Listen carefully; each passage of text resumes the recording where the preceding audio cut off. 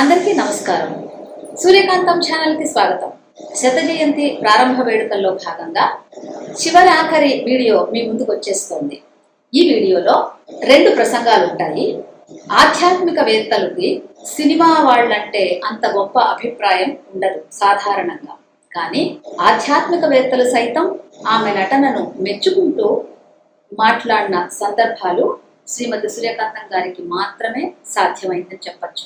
ప్రముఖ ఆధ్యాత్మికవేత్తల్లో చాలా మంది శ్రీమతి సూర్యకాంతం గారి గురించిన తమ భావాలను, ఆవిడ నటనకు సంబంధించిన తమ అభిప్రాయాలను అద్భుతంగా తెలుగింటి అత్తగారు అనే ప్రత్యేక సంచికలో పొందుపరిచి ఇచ్చాము. మరి ఇప్పుడు మీ ముందుకు ప్రముఖ ఆధ్యాత్మికవేత్త బ్రహ్మశ్రీ చాగంటి కోటేశ్వరరావు గారి ప్రసంగం వింటారు. ఆయన శ్రీమతి సూర్యకాంతం గారి నటనను ఎంతలా అభిమానిస్తారో ఈ ప్రసంగం వింటే మీకే తెలుస్తుంది. మరొక ప్రసంగం తల్లి రుణం తీర్చుకోలేనిది ఎవరికైనా, అలాంటిది తనను పెంచుకున్న తల్లి రుణం తీర్చుకునే ప్రయత్నం చేశారు డాక్టర్ దిట్టకవి అనంత పద్మనాభమూర్తి గారు. చివరి ఘట్టమైన వందన సమర్పణ అనే భాగంలో డాక్టర్ దిట్టకవి అనంత పద్మనాభమూర్తి గారు ఈ శత జయంతి వేడుకలను చేయడానికి సంకల్పించినప్పుడు తనకు హార్దికంగా సహకరించిన అందరికీ అనేక కృతజ్ఞతలు చెప్తూ వందన సమర్పణ గావించిన భాగం కూడా ఈ వీడియోలో మీరు చూస్తారు. శ్రీమతి సూర్యకాంతం గారి శత జయంతి వేడుకలు ఈ వీడియోతో సమాప్తమవుతున్నాయి. ఈ వీడియోలో మీరు ముందు శ్రీమతి సూర్యకాంతం గారి సినిమాలకు సంబంధించి కానివ్వండి, వారి నటనా జీవితానికి సంబంధించిన అనేక విశేషాల సమాహారం మీ ముందుకు వస్తూ ఉంటాయి. ఆ వీడియోలను చూస్తూ మా ఛానల్ని ఆదరిస్తారని కోరుకుంటున్నాం. ఇది ముగింపు కాదు, ఇంకా ముందు మిమ్మల్ని అలరించడానికి మరెన్నో కార్యక్రమాలు, మరెన్నో వీడియోలు మీ ముందుకు వస్తుంటాయి. మీరందరూ తప్పకుండా చూసి స్పందిస్తారు కదూ. ఈ ప్రారంభ వేడుకకు సంబంధించిన స్పందన కూడా మీ నుండి కోరుతున్నాం. మా ఛానల్ని ఆదరిస్తారని మరొక మారు ఆదరించాలని మనవి చేసుకుంటున్నాం. నమస్తే.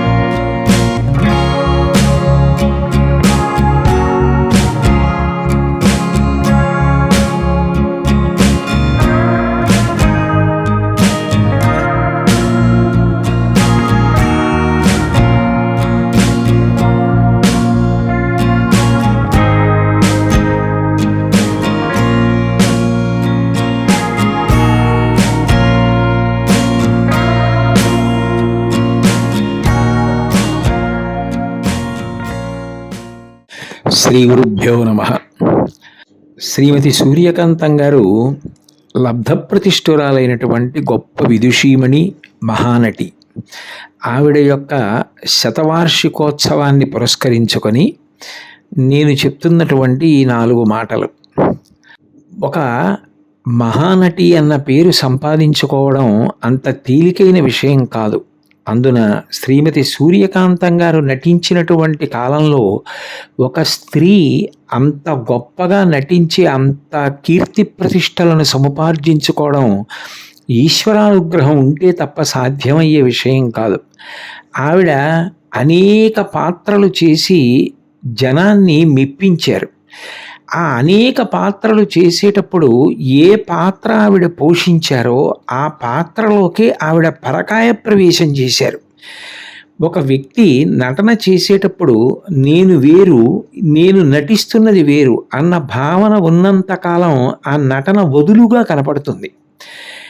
అట్లా కాకుండా తాను ఏ పాత్ర పోషిస్తున్నారో ఆ పాత్రలోకి తాను మమేకం అయిపోతే చూసేటటువంటి ప్రేక్షకుడికి అది ఒక పాత్ర అన్న అభిప్రాయం కలగదు.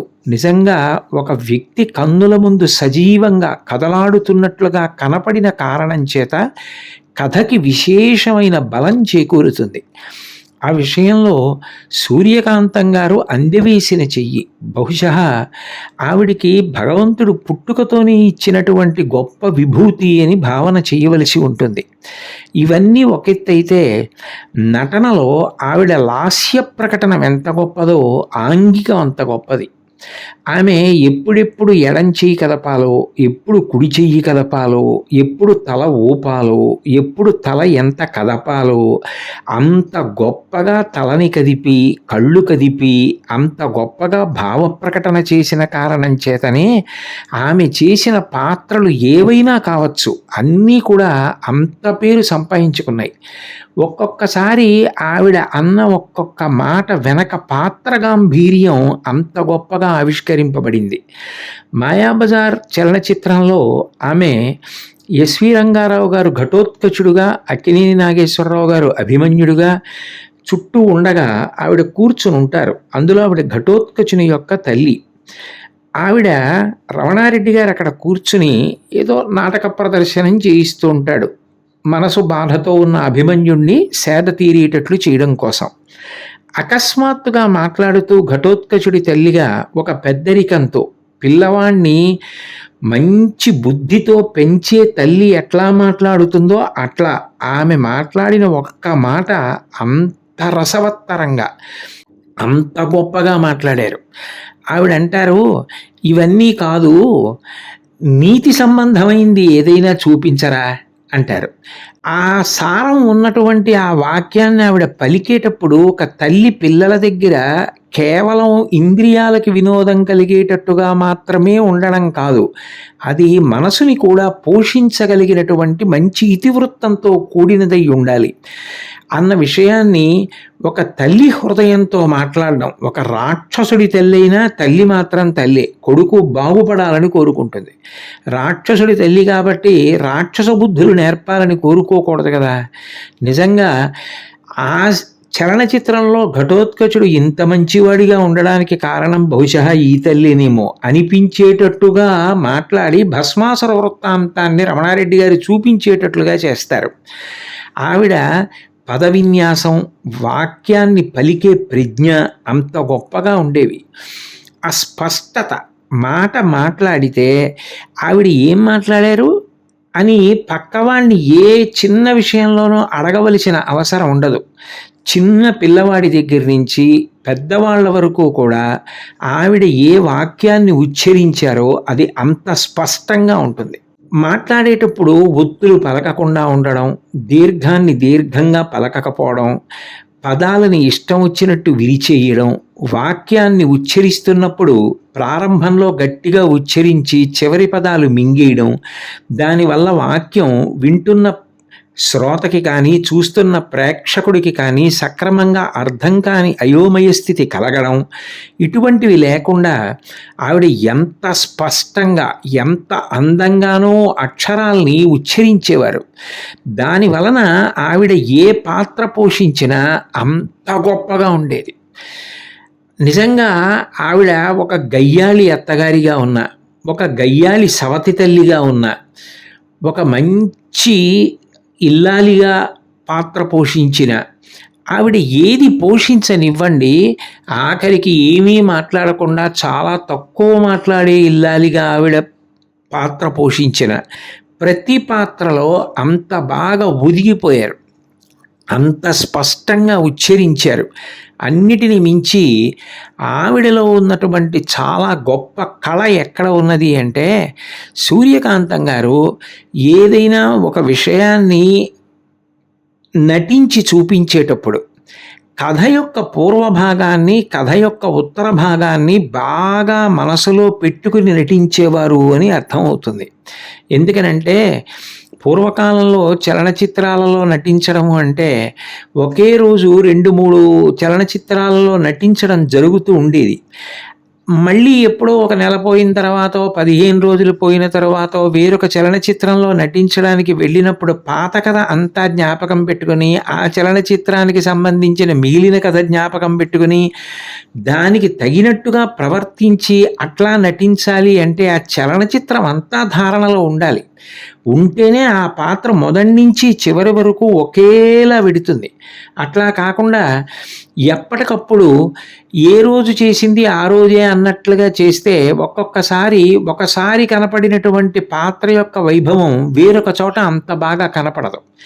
అట్లా కాకుండా ఆవిడ ఎక్కడ నటిస్తున్నా కూడా ఆ చలనచిత్రం యొక్క కథనంతటినీ మనసులో అంత ధారణ చేసి ఆశాంతం ఆవిడ మొదట కనపడినప్పుడు ఎట్లా ఉండేవారో చివర కనపడినప్పుడు కూడా ఆ కథకి సంబంధించి ఆ పాత్ర యొక్క కదలిక ఎట్లా విడితే అందం వస్తుందో అట్లాగే ప్రవర్తించి చూపించేవారు. అంటే అదొక ఉపాసన. చేసిన ప్రతి పాత్ర పోషణంలో కూడా అంత ప్రాణప్రతిష్ఠ చేశారు. సాధారణంగా గయ్యాళి పాత్రలు ఆవిడ ఎక్కువ వేసినా ఆవిడ వ్యక్తిగతంగా చాలా మృదు స్వభావం కలిగిన వ్యక్తి. శాంతరసం బాగా అనుభవించని వాళ్ళలోంచి మిగిలిన రసాలు వచ్చే అవకాశం లేదు. అసలు ముందు ఎక్కడ శాంతం ఉంటుందో అందులోంచి మిగిలిన రసాలన్నీ వస్తాయి. అన్నింటికన్నా గొప్ప విశేషం, ఒకానొక సమయంలో తెలుగు చలనచిత్రాలకి అమంగళకరమైన పేరు పెట్టినా కూడా ప్రేక్షకులు వెళ్ళడానికి ఇష్టపడేవారు కాదు. అది మహాసాహసం. అటువంటి రోజులలో గుండమ్మ కథ అని పేరు పెట్టి, ఎవరా గుండమ్మ అంటే సాక్షాత్తు సూర్యకాంతం గారే. నిజానికి ఆ చలనచిత్రంలో ఎస్వి రంగారావు గారు, రమణారెడ్డి గారు, ఎన్టీ రామారావు గారు, అక్కినేని నాగేశ్వరరావు గారు, సావిత్రి గారు, జమున గారు, ఇంతమంది పెద్ద పెద్ద నటులు నటీమణులు ఉన్నప్పటికీ ఆ చలనచిత్రానికి అంతటికీ మూలస్తంభం ఆవిడే. ఆ మూలస్తంభంగా నిజంగా పరమాద్భుతమైన రీతిలో నటించి అంత అమంగళకరమైన పేరుతో వచ్చినటువంటి చలనచిత్రం అసలు చలనచిత్ర చరిత్రలోనే సువర్ణాధ్యాయాన్ని సృష్టించడానికి వీలుగా ప్రదర్శింపబడింది అంటే దానికి కేవలం ఆవిడ యొక్క నటనా వైభవమే కారణం. వ్యక్తిగత జీవితంలో ఆవిడ అంత మంచి అత్తగారు, గొప్ప అన్నపూర్ణ. ఇంటికొచ్చిన వారు మజ్జిగ తాగి వెడితే కానీ ఒప్పుకునేవారు కాదుట. వారి కోడలు గారు నాతో మాట్లాడుతూ ఇవాళ నాతో ఒక మాట చెప్పారు. ఆవిడ పేరు ఈశ్వరి గారుట. కానీ అత్తగారు ఆవిడికి రాణి అన్న పేరు కలిపి ఈశ్వరీ రాణి అని పిలిచేవారట. నువ్వు రాణివే, అట్లా కూర్చో అని బలవంతంగా కోడల్ని కూర్చోపెట్టి ఈవిడ పొయ్యి ముందు పెట్టుకొని దధ్యోజనం, పులిహార, చక్కెర పొంగలి ఇటువంటివన్నీ వండి ఆఖరికి పాఠశాలలలో చదువుకునే పిల్లల్ని కూడా పిలిచి కడుపు నిండా భోజనం పెట్టేవారట. చలనచిత్రాలు ఎక్కడ చిత్రీకరింపబడుతున్నాయో అక్కడికి తాను వండిన పదార్థాలు తీసుకెళ్ళి అక్కడ ఉన్న సహనటీనటులకు, సాంకేతిక నిపుణులకు అందరికీ పెట్టి అందరూ తింటుంటే తాను సంతోషించేవారట. అంటే ఎంత మంచి హృదయం కలిగిన తల్లు. వెండి తెర మీద అంత గయ్యాళి ఎత్తగా కనపడిన ఆవిడ వ్యక్తిగత జీవితంలో తన జీవితం వెళ్ళడానికి ఎంత కావాలో అంత ఉండడం మీద మాత్రమే ధ్యాస పెట్టి మిగిలినటువంటి ఆస్తిని కానీ ద్రవ్యాన్ని కానీ ఎక్కడ ఎవరు దీనులు ఉన్నారో వాళ్ళకి వినియోగించడానికి వెనక్కి తిరిగి చూడలేదు అంటే ఎంత ఉదార హృదయం కలిగినటువంటి తల్లో అర్థమవుతుంది. అంతటి మహానటి శ్రీమతి సూర్యకాంతం గారి యొక్క ఈ శతవార్షికోత్సవ సందర్భాన్ని పురస్కరించుకొని 4 మాటలు చెప్పే అదృష్టం కలగడం కూడా ఈశ్వర కృపగా భావన చేస్తూ ఏ లోకంలో ఉన్నా ఆవిడ యొక్క ఆశీర్వచనం అందరికీ ఉండాలని, తత్కారణం చేత అందరూ చక్కటి సంస్కృతిలో ఆవిడలాగే 10 మందికి పెట్టడంలో సంతోషాన్ని పొందుతూ వృద్ధిలోకి రావాలని, దానికి ఈశ్వర అనుగ్రహం తోడు కావాలని ప్రార్థన చేస్తూ స్వస్తి. సభకు నమస్కారం. ఆంధ్ర మహాభారతంలో నన్నయ్య గారి కృతజ్ఞత గురించి ఒక సందర్భంలో కృతమెరుగుట పుణ్యము అనే పద్యము అద్భుతంగా చెప్పారు. అదేవిధంగా ముందుగా నా కృతజ్ఞతను నన్ను పొత్తిళ్లలోనే తీసుకొచ్చి ఎంతో ప్రేమానురాగాలతో వాత్సల్యంతో పెంచి విద్యాబుద్ధులు నేర్పించి ఉన్నత సంస్కారాన్ని ఇచ్చింది మా అమ్మ సూర్యకాంతమ్మ. తల్లి రుణం తీర్చుకోవడం సాధ్యం కాదు. కానీ నన్ను పెంచుకున్న నా తల్లికి కృతజ్ఞతతో ఈ శత జయంతి యజ్ఞం చేయించడం ఈశ్వర సంకల్పం. ఈ మహాయజ్ఞంలో సమిధులుగా మారి రేయింబవళ్ళు శ్రమించిన వారికి కృతజ్ఞతలు సమర్పించడం నా ధర్మం. ఈ కృతజ్ఞత పర్వంలో భాగంగా ముందుగా మా అమ్మ అంటే ఉన్న గౌరవాభిమానాలతో అడిగిన వెంటనే స్పందించి చక్కని సందేశాన్ని ఇచ్చారు. మా ఆహ్వానాన్ని మన్నించి ముఖ్య అతిథిగా ఇంత దూరం వచ్చి ఎంతో విలువైన వారి సమయాన్ని మన కోసం వెచ్చించి అత్యద్భుతంగా తనదైన శైలిలో ప్రసంగించిన శ్రీ మాజీ ఉపరాష్ట్రపతి గౌరవనీయులు నాయుడు గారికి హృదయపూర్వక ధన్యవాదాలు. ప్రకృతి న్యాయాధీశులు, ప్రముఖ న్యాయాధీశులు శ్రీమతి ఎన్ మాల గారు మహాకవి శ్రీశ్రీ గారి పుత్రిక. శ్రీశ్రీ గారితో నాకున్న అనుబంధం మరువలేనిది. ఇప్పుడు వారి అమ్మాయిని చూస్తుంటే ఆయన గుర్తుకు వస్తున్నారు. శ్రీమతి మాల గారు మా అమ్మ శత జయంతి సందర్భంగా మన కోసం గౌరవ అతిథిగా హాజరవడం నా సుకృతం. మరొక న్యాయాధిపతి అయిన శ్రీ జయచంద్ర గారు అనుకోని అతిథిగా మా అమ్మగారితో ఉన్న అభిమానంతో సరాసరి మా ఇంటికి వచ్చి నన్ను సత్కరించడం నా సుకృతం. ఇప్పుడు నా గౌరవ అతిథిగా ఇక్కడికి రావడం ముదావహం. వారిరువురికి మనస్ఫూర్తిగా ధన్యవాదాలు. అమ్మతో ఉన్న అనుబంధాన్ని ఒక్కసారి గుర్తు చేసుకోవాలని, మనతో పంచుకోవాలని అడిగింతే తడవుగా ఎంతో పెద్ద మనసుతో ఇంత దూరం వచ్చి మనల్ని దీవిస్తున్న అలనాటి అందాల నటీములైన కళైమామణి శ్రీమతి రాజశ్రీ గారు, కళాజ్యోతి శ్రీమతి జయచిత్ర గారులకు నా అనేక కృతజ్ఞతలు. వయస్సుకు ఆరోగ్యపరమైన సమస్యలు కూడా పక్కన పెట్టి అమ్మ పట్ల గల అభిమానంతో ఇక్కడికి వచ్చి ఆత్మీయంగా మనతో తన అనుభవాలను పంచుకున్న శ్రీ విశ్వనాథరెడ్డి గారికి నా ధన్యవాదాలు.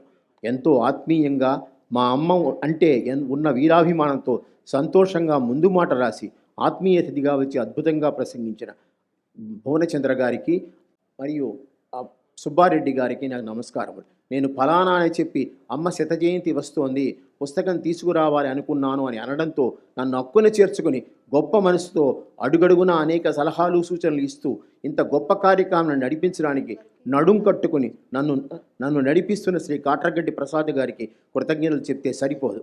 అయినా అనేక వందనాలు. అమ్మతో ఉన్న అనుబంధాన్ని ఒక్కసారి గుర్తు చేసుకోవాలని అందరికీ విందు భోజనాలు పెట్టి ఆనందించడం, తృప్తిపడడం ఆవిడికి అలవాటు. కాబట్టి తెలుగింటి విందు మా అమ్మ భోజనం అని రుచులను ఇప్పటి తరాలకు రుచి చూపాలని తెలుగుదనానికి నిలువెత్తు నిదర్శనంగా నిలుస్తున్న ఈ ఆంధ్ర క్లబ్ వేదికగా విందు ఏర్పాట్లు చేసిన ఆస్కా కార్యవర్గానికి పనిచేస్తున్న ప్రతి ఒక్కరికి పేరు పేరున ధన్యవాదాలు. ఇక పాత్రికేయ సమావేశానికి హాజరై మంచి కవరేజ్ ఇచ్చిన, ఇప్పుడు కవరేజీకి వచ్చిన ప్రముఖ పాత్రికేయ మిత్రులకు పేరు పేరున కృతజ్ఞతలు. శత జయంతి పత్రిక సంచిక కోసం దేశ విదేశాల నుండి వ్యాసాలు పంపిన వారందరికీ శతకోటి వందనాలు. ఇప్పుడు ఈ కార్యక్రమాన్ని వీక్షించడానికి ప్రత్యక్షంగా వచ్చిన మీ అందరికీ మనస్ఫూర్తిగా శతసహస్ర వందనాలు నేను నా కుటుంబం అర్పిస్తూ సెలవు తీసుకుంటున్నాను. ఇప్పుడు మీ అనంత పద్మనాభం.